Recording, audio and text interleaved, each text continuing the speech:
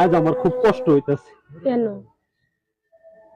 তুমি অসুস্থ মানুষ, আমার কাছে খেজুর খাবার চাইছিলা, 2000 মাস শেষ হয়ে গেল গা, তোমার একটা খেজুর নিয়ে এসে দিতে পারলাম না আমি। কি হচ্ছে? খেজুর ছাড়া কি মানুষের রোজা হয় না? আমি মাঝে মাঝে আল্লাহরে প্রশ্ন করি, আল্লাহ এগিয়ে তো গরিব বানালো কে?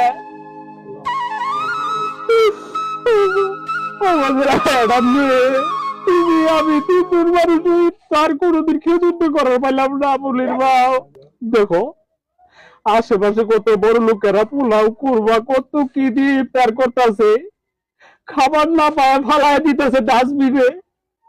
কেউ ওরা কি এগিয়ে গরিব এগিয়ে দিবার পায় না। আমার না খুব কষ্ট হইতেছে জানো, সারাটা মাসের মধ্যে একটা খেজুর নিয়ে এসে আমার মেয়েটারও খাওয়াইতে পারলাম না, তোমারও খাওয়াইতে পারলাম না। দুঃখ করেন না, কষ্ট পেলে কি হবে? কষ্ট পেলেন না।